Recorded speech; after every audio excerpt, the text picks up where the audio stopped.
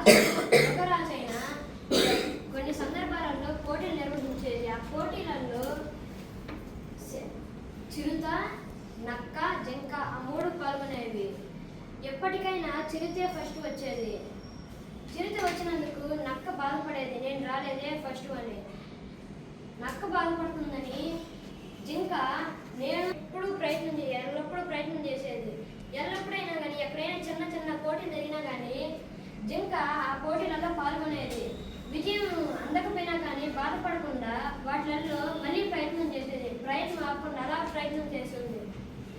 నక్క ఏమో చిన్న చిన్న పోటీలలో పాల్గొంటే లాభం ఏముంది?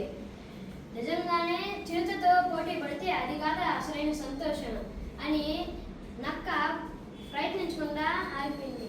మృగరాజు పుట్టినరోజు సందర్భంగా మృగరాజు పోటీ నిర్వహించారు. పరుగు పందెంలో జింక, నక్క, చిరుత అనేకమైన జంతువులన్నీ పాల్గొన్నాయి. కొంత దూరం ప్రయాణించాక అన్నీ కింద పడిపోయి జింక, నక్క, చిరుత మూడు మిగిలాయి. అవి వెళ్తుండగా నక్క సగం దూరం వెళ్ళి ఆగిపోయింది.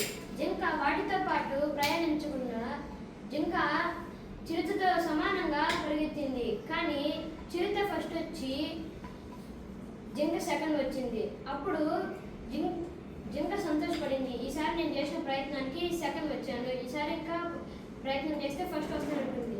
నక్కేమో బాధపడుతుంది. అసలు ప్రయత్నం చేసేది నేను కదా అంటే అనింది, నువ్వు కొంచెం సేపు ప్రయత్నం చేసి ఆగిపోతున్నావు, నువ్వు డైరెక్ట్ నాతోనే ప్రయత్నం చేయాలనుకుంటున్నావు, నువ్వు పోటీలకు వచ్చినప్పుడే నువ్వు ప్రయత్నం చేస్తున్నావు, తర్వాత ఇంకెక్కడ ప్రయత్నం చేయలేదు. జింక మాత్రం ఎప్పుడైనా చిన్న పోటీలు ఉండగానే ప్రయత్నం చేస్తుంది. జింకలో ఫస్ట్ వచ్చే లక్షణాలు ఉన్నాయి. అవి ఎల్లప్పుడూ ప్రయత్నం చేస్తే ఫస్ట్ రావచ్చు, సెకండ్ రావచ్చు. కానీ నువ్వు అసలు ప్రయత్నమే చేయడం లేదు, అందుకనే నువ్వు ఫస్ట్ రావడం లేదు అనేక చిరుత మాటలు విని నక్క కూడా ప్రయత్నం చేశాక ఇంకోసారి మ్యాచ్ పెట్టినప్పుడు, పరుగు పందెం పెట్టినప్పుడు నక్కే ఫస్ట్ వచ్చేసి. Very good. దాని నీతి ఏంటి చెప్పు? నీతి అంటే మనం ఎల్లప్పుడూ ప్రయత్నం చేయాలి. ప్రయత్నం